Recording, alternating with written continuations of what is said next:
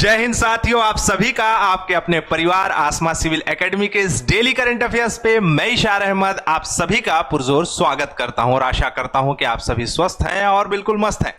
मेरे प्रिय साथियों, और ये भी आशा करता हूं कि आप अपनी प्रतियोगी परीक्षा की तैयारी बेहतर जोरों शोरों से और एक युद्ध स्तर पर कर रहे हैं। मेरे प्रिय साथियों, आज हम पढ़ेंगे 28 मई के इंपॉर्टेंट करंट अफेयर जो कि हमारे एग्जाम के लिए बहुत ही इंपॉर्टेंट है। तो वीडियो में शुरू से अंत तक जरूर बने रहे। अगर चैनल में नए नए हैं तो चैनल को सब्सक्राइब कर लें और पहले से अगर इस चैनल में है तो शेयर कर दो ना, अपने व्हाट्सएप स्टेटस पे जरूर लगाया करो। ठीक है, आपके शेयर से हमें काफी फायदा होता है, आपके दोस्तों आपके साथियों तक ये करंट अफेयर पहुंच पाए। छोटा सा सेशन रखा जाता है, बहुत ही इंपॉर्टेंट करंट अफेयर्स को ही सिर्फ इसमें मतलब लाया जाता है ताकि आप एग्जाम में वही चीज पढ़ें जो आपके एग्जाम के लिए जरूरी है। लास्ट में एक क्वेश्चन पूछा जाता है जिसका आंसर आप जरूर दें क्योंकि वो आपके एग्जाम के लिए बहुत ही इंपॉर्टेंट है। ठीक है, तो चलिए अपना सत्र प्रारंभ करते हैं और हर एक सत्र की शुरुआत एक पॉजिटिविटी के साथ होती है। लेखक कह रहा है, इतिहास गवाह है सिरफिरे वह जिद्दी लोग ही इतिहास बनाते हैं, समझदार लोग तो बस उनके बारे में पढ़ते हैं एवं बातें करते हैं। एकदम से समझदार बन के ना जीवन यापन करोगे तो समझदार ही कहलाओगे, ज्ञानी कहलाओगे। और जिसके में दम है, जिसके में थोड़ा सा सनक है, जिसके में कुछ कर जाने की बात है, वही सफलता को प्राप्त करेगा। ठीक है, तो डिसिप्लिन रहे, कंसिस्टेंट रहें और लक्ष्य को पाने के लिए पूरा अपना 1000% दे दें। ठीक है, चलिए आइए। लास्ट टाइम मैंने प्रश्न पूछा था कि सुप्रीम कोर्ट बार एसोसिएशन के अध्यक्ष पद के लिए 2025-26 के कार्यकाल हेतु चौथी बार किसे चुना गया है। तो चौथी बार चुना गया है आदरणीय सम्माननीय विकास सिंह जी को। ये डी ऑप्शन सही होगा। तो कुणाल डहरिया नए आए हैं, स्वागत है कुणाल। ठीक है, और ये कह रहे हैं भारत के पश्चिम घाट दीव दुबई में स्थित है। अच्छा, मैंने आपका जब पढ़ा रहा था क्या तो बीच जो खेलो इंडिया बीच कंपटीशन हो रहा है उसके बारे में मैंने बताया था। तो मैंने एक स्थान के बारे में पूछा था कि वो कहाँ है, तो वो बिल्कुल सही आंसर दिया। Very good. विकास सिंह जो है रोशनी देवांगन ने बिल्कुल सही आंसर दिया। Very good. विश्व भूख दिवस कब मनाया जाता है? तो आज के दिन मनाया जाता है। और आज का कौन सा दिन है? तो आज का दिन है 28 मई। मेरे प्रिय साथियों, वर्ल्ड हंगर डे मनाने का जो मुख्य उद्देश्य है वो भूखमरी और कुपोषण इसको दूर करने से है। न जाने लाखों करोड़ों लोग जो है अपनी दैनिक जीवन दिनचर्या या डेली लाइफस्टाइल जिसे कहा जाता है उसके अनुसार अपने आहार को ग्रहण नहीं कर पाते, मतलब वैसा डाइट नहीं ले पाते। तो उनकी जागरूकता को फैलाने के लिए आज के दिन मनाया जाता है वर्ल्ड हंगर डे। ठीक है, जो यहाँ लिखाया हुआ है खाद्य असुरक्षा, कुपोषण, अल्प पोषण है ना को आकर्षित करता है, इसके लिए वैश्विक स्तर पर नागरिकों को लिए बनाया जाता है। भूख के बारे में जागरूकता बढ़ाना, दुनिया भर में भूख से जूझ रहे लोगों के बारे में जागरूकता बढ़ाना। इस बार का थीम है लचीलापन बोना, अर्थात कृषि को अनुकूल बनाना। आसान भाषा में अगर हम समझें तो जो वर्तमान में महंगाई का जो समय है उसमें सब्जी भाजी कृषि उत्पाद जितने हैं वो काफ़ी महंगे होते जा रहे हैं। ठीक है, तो कहीं ना कहीं अल्प पोषण का कारण यह महंगाई भी है ना। तो इसे लचीलापन बनाना, स्थायी समाधानों की वकालत करना। और मेरे प्रिय साथियों, मैं आप सभी से ये कहना चाहूँगा कि कभी भी किसी भी को अगर भूखा देखें तो चाहे आप कितना भी जेब में रखे हों, जितनी मात्रा में आप किसी को खाना खिला सकते हो या कुछ खिला सकते हो, उन्हें हेल्प ज़रूर किया करिए। ठीक है, चलिए। हाल ही में किस देश ने 4.187 ट्रिलियन डॉलर के बाजार मूल्य पर सकल घरेलू उत्पाद, बाजार मूल्य पर सकल घरेलू उत्पाद मतलब जीडीपी के साथ जापान को पीछे छोड़कर दुनिया की चौथी सबसे बड़ी अर्थव्यवस्था का स्थान प्राप्त कर लिया है? वो है भारत। क्यों है? इसका सबसे प्रमुख कारण है यहाँ की जनसंख्या। जनसंख्या क्या होता है? किसी भी देश की आधारभूत इकाई है उसके व्यवसाय, उसकी राजनीतिक स्थिति, उसके सामाजिक स्थिति, इन सभी पहलुओं पर जो है सबसे, चाहे वो जीडीपी क्यों ना हो, वो जनसंख्या पर ही निर्धारित करता है। जैसे कि अगर जनसंख्या ज़्यादा होगा तो व्यवसाय ज़्यादा होगा, जनसंख्या ज़्यादा होगा तो बाहरी निवेश ज़्यादा होंगे, बाहरी प्रोडक्ट जो है वो ज़्यादा खपत होंगे। तो इस आधार पे अगर हम देखें तो भारत जो है वो अब कौन से क्रम में आ गया है, तो भारत जो है चौथी सबसे बड़ी इकोनॉमी हो गया है। पहला नंबर है आपका यूनाइटेड स्टेट मतलब अमेरिका, उसके बाद है चाइना, फिर है जर्मनी, फिर उसके बाद कौन है तो इंडिया। जर्मनी को भी कहीं ना कहीं पीछे छोड़ देगा 2026 तक के, ऐसा अनुमान है।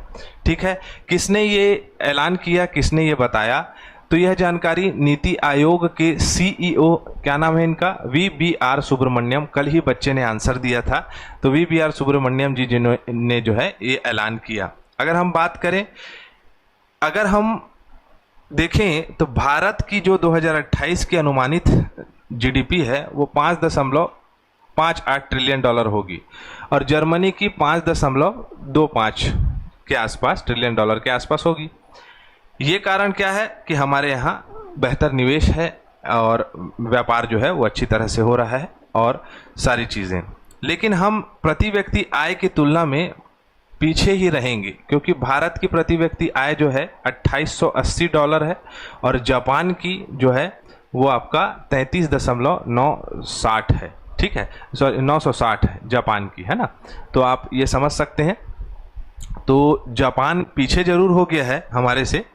यहाँ देख रहे हैं आप, जापान जो है वो 5वें नंबर में है, लेकिन प्रति व्यक्ति आय के अनुसार यही महंगाई को प्रदर्शित करता है। अर्थव्यवस्था की क्लास में इसके समझेंगे तो प्रति व्यक्ति आय के अनुसार हम पीछे ही हैं और भारत की अर्थव्यवस्था को सुदृढ़ बनाने के लिए बहुत सारे आकलन किए जा रहे हैं।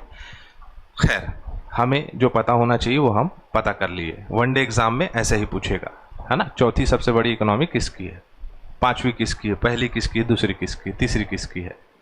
निम्नलिखित में से कौन सा देश हाल ही में न्यू डेवलपमेंट बैंक मतलब NDB का 9वां नया सदस्य बन गया है।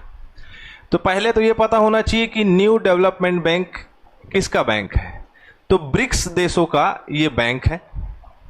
क्लियर हो गया, ब्रिक्स के जितने सदस्य हैं उनको ये फंडिंग प्रोवाइड करता है और आपका धनराशि प्रदान करता है। ठीक है, तो इसमें जुड़ गया है अफ्रीका महाद्वीप का सबसे बड़ा देश, क्या नाम है, अल्जीरिया। अल्जीरिया अफ्रीका महाद्वीप का सबसे बड़ा देश है जो कि इसमें जुड़ गया है। हाल ही में इंडोनेशिया ने भी ऐलान किया था कि हम ADB में जो है आ जाएंगे, लेकिन इंडोनेशिया क्या है, इंडोनेशिया के राष्ट्रपति ने प्रोबोवो सुबियांटो ने घोषणा की थी कि हम शामिल हो जाएंगे, लेकिन अभी तक के उन्होंने डॉक्यूमेंट प्रस्तुत नहीं किया है। ठीक है, अब हम बात करते हैं कि अफ्रीका उत्तर पश्चिमी भाग पर यह स्थित है, भूमध्य सागर के तट पर स्थित देश। यह देश अफ्रीका का जो है सबसे बड़ा देश है। ठीक है, अल्जीरियस जो है इसकी राजधानी है। न्यू डेवलपमेंट बैंक की बात करूं तो मैंने कहा कि ब्रिक्स देशों की क्या है, बैंक है और ये इसका भी मुख्यालय कहाँ है, तो इसका भी मुख्यालय संघाई में है। ठीक है, मैं हमेशा बताता हूँ स्टैटिक पोर्शन से ब्रिक्स से प्रश्न पूछा जाता है। क्या प्रश्न पूछा जाता है कि ब्रिक्स क्या काम करता है, तो राजनैतिक और आर्थिक सहयोग करता है एक दूसरे सदस्य देशों को। 16 जून 2009 में इसकी स्थापना हुई है। रूस, चीन, ब्राज़ील और भारत पहले ब्रिक के नाम से था, उसके बाद साउथ अफ्रीका ज्वाइन हुआ कब, 2010 में, तो इसका नाम ब्रिक्स हो गया, है ना। हाल ही में ब्रिक्स के नेताओं का शिखर सम्मेलन 2024 में रूस द्वारा आयोजित कराया गया था। 2025 में यह सम्मेलन ब्राज़ील में होगा, रियो डी जेनेरियो में। आपके लिए एक प्रश्न है, ब्रिक्स के कुल कितने सदस्य हैं। ठीक है, आपको इसका आंसर देना है कि टोटल सदस्य कितने हैं ब्रिक्स के। ठीक है, चलो एकदम सिंपल सा आंसर है। कहाँ गया भाई, 2025 में BWF मतलब बैडमिंटन वर्ल्ड फेडरेशन, बहुत बड़ा टूर्नामेंट होता है। प्रतियोगिता के फाइनल पहुंचने वाले पहले भारतीय बैडमिंटन खिलाड़ी कौन बन गए हैं, ऐसे भारतीय खिलाड़ी, बैडमिंटन खिलाड़ी जो कि इसमें पहली बार पहुंचे हैं। क्या नाम है इनका, तो किदाम्बी श्रीकांत। क्या नाम है, किदाम्बी श्रीकांत। ये लास्ट मुकाबले में मतलब फाइनल में चीन चीन के लोग बैडमिंटन अच्छा खेलते हैं, बहुत मतलब उम्दा बैडमिंटन प्रदर्शन होता है चीन में, चीन के खिलाड़ियों का। और जो रहे खिलाड़ी जिनका नाम क्या था, जिनका फाइनल मुकाबले में, ली शिफेंग, चीन के विश्व रैंक इनका 4 है, इन्होंने किदाम्बी श्रीकांत को हरा दी और ये पहले भारतीय खिलाड़ी बन गए हैं। तो ऐसे प्रश्न पूछेगा तो आपको जवाब देना है करंट अफेयर से रिलेटेड, ठीक है। 1934 में बैडमिंटन वर्ल्ड फेडरेशन की स्थापना हुई है, कुआलालंपुर मलेशिया में इसका क्या है, मुख्यालय है। 202 राष्ट्रीय बैडमिंटन संघ इसमें शामिल है, ठीक है। चलो अगला प्रश्न है स्क्रीन पे, हाल ही में कौन सा राज्य या केंद्र शासित प्रदेश रेलवे ट्रैक का 100% विद्युतीकरण करने वाला देश का 24वां क्षेत्र बन गया है? मेरे प्रिय साथियों, ये दोनों वर्ड इसलिए लिखता हूं क्योंकि राज्य और केंद्र शासित प्रदेश दोनों हो सकते हैं, लेकिन इसमें राज्य है गुजरात। गुजरात अब 100% जो है विद्युतीकरण हो गया है उसके रेलवे ट्रैक का। क्लियर है, 24 राज्य में हो गए हैं और टारगेट है कि 2025-26 में जो है पूरी तरह से, सॉरी क्या बोलते हैं आपका, हाँ 2025-26 सही बोल रहा हूँ भाई, 2025-26 तक के जितने ब्रॉड गेज रेल पटरियां हैं, ब्रॉड गेज का नाप कितना होता है बताओ, इसका प्रश्न पूछा जाता है, ठीक है। चलो, ब्रॉड गेज रेल पटरियों का विद्युतीकरण करना मुख्य उद्देश्य है इसका, इस परियोजना का। किसने जो है इसको हरी झंडी दिखाई? तो प्रधानमंत्री नरेंद्र मोदी जी ने। दहोद गुजरात में इसे जो है घोषित किया गया। अब प्रश्न आ जाता है कि इससे स्टैटिक पोर्शन कहां कहां से पूछेगा। इलेक्ट्रिक या विद्युतीकरण के बारे में भारतीय रेल की जानकारी में 1925 में मुंबई से थाने ट्रेन चली थी जो कि एक इलेक्ट्रिक ट्रेन थी। 1951 से 56 में पहली बार योजना लाई गई जिसमें 141 किलोमीटर में विद्युतीकरण का लक्ष्य रखा गया था, ठीक है। और विद्युतीकरण के लिए एक अलग संगठन है, कोर सेगमेंट है, जो कि प्रयागराज में इसका मुख्यालय है, ठीक है। इलेक्ट्रिक से संबंधित, विद्युतीकरण से संबंधित जो कोर लॉबी है रेलवे की, वो प्रयागराज इलाहाबाद में है। रेलवे विद्युतीकरण के फायदे, 15,000 करोड़ रुपए जो है ईंधन खपत कम हो जाएगा अगर पूरी तरह से हो गया तो। 2030 तक भारतीय रेलवे के नेट जीरो कार्बन का उत्सर्जन होगा और क्या हो जाएगा, कार्बन उत्सर्जन जो है जीरो हो जाएगा पूरी तरह से। 2070 तक नेट जीरो एमिशन लक्ष्य रखा गया है। ये 100% रेलवे ट्रैक हैं जो कि विद्युतीकरण वाले हैं। कौन कौन से राज्य हैं आप देख सकते हैं, आंध्र प्रदेश है, अरुणाचल प्रदेश है, हमारा छत्तीसगढ़ है, दिल्ली है, गुजरात है, हरियाणा है।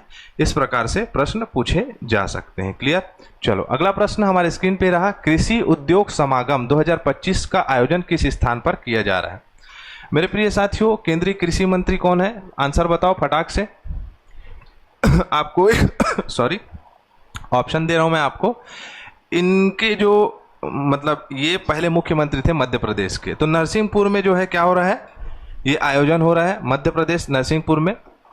कारण क्या है इसका? तो कृषि उद्योग समागम का कारण नहीं, मतलब लक्ष्य क्या है? तो इसका लक्ष्य है कि कृषकों को उद्योग व्यापार, उनकी जो आय है उसमें विकास करने के लिए इन सभी चीजों में मर्ज करना, ठीक है। समझ गए होंगे आप कृषि उद्योग समागम। और रीड कर लेते हैं एक बार, देख सकते हैं कि उपराष्ट्रपति श्री जगदीप धनखड़ जी ने कृषि उद्योग समागम का उद्घाटन किया है। नवाचार, निवेश, रोजगार के नए अवसर पैदा करना मुख्य उद्देश्य है। अर्थव्यवस्था में क्या होगा, जो है इंक्रीमेंट होगा और उद्योग जगत के बीच एक सेतु का काम करेगा। क्या? तो ये कृषि उद्योग समागम, ठीक है। एमएसएमईज को भी नई दिशा मिलेगी। प्रोसेसिंग यूनिट्स की इकाई बढ़ेंगी। ब्रांडिंग, मार्केटिंग के बारे में लोग जानेंगे। आज की डेट में आप लोग जाते होंगे और ऑर्गेनिक दुकानें खुल गई हैं आसपास, जो कि अपने खेत के प्रोडक्ट्स बेचते हैं। तो अब सारी चीज़ें जो है आर्टिफिशियल्स होते जा रही है, धीरे धीरे उर्वरकों का बहुत ज़्यादा छिड़काव किया जाता है, तो उसकी वजह से लोग ऑर्गेनिक खाना प्रीफर करते हैं। तो ये सब सारी चीज़ों में कृषकों की आय बढ़ेगी, ठीक है। चलें आगे। अगला प्रश्न स्क्रीन पे ये रहा, जो कि रिवीजन के तौर पे मिलेगा। ओहो, यहाँ ब्लैंक हो गया, कोई बात नहीं। आतंकवाद विरोधी और उग्रवाद विरोधी अभियानों में राष्ट्रपति द्रौपदी मुर्मू जी ने रक्षा अलंकरण समारोह में जो है आपका 39 वीरता पुरस्कार प्रदान किए गए हैं। ठीक है, 28 से 31 जनवरी 2026 तक 26 में जो है आपका हैदराबाद में होगा क्या, विंग्स इंडिया 2026, जो कि वर्ष में 2 बार होता है, द्विवार्षिक होता है। ठीक है, भारत में फोरकास्टिंग सिस्टम चालू किया है जो कि मौसम पूर्वानुमान में बेहतरी करेगा भारत में, और कृषकों और बाकी लोगों को जो है बेहतर तरीके से अपडेट देगा। कृषक जो है पहले से मानसून के अनुमान को बेहतर तरीके से जान पाएंगे, और कहीं अगर आपदा आती है, कहीं पर अगर कुछ परेशानी आती है तो वो सब चीज़ों से बचा जाएगा। ये है एक Karnataka soaps and detergent limited की ब्रांड एम्बेसडर तमन्ना भाटिया बनी है। ठीक है, हाल ही में समाप्त हुए पहले खेलो इंडिया बीच गेम्स 2025 में किस राज्य ने पदक तालिका में शीर्ष स्थान प्राप्त किया है? ठीक है, चलो इसका आंसर आपको बताना है। हमारा सत्र यहीं कंप्लीट होता है। मैं इसी के साथ इजाजत चाहूंगा, वीडियो को शेयर करना ना भूलें। जय हिंद, जय भारत।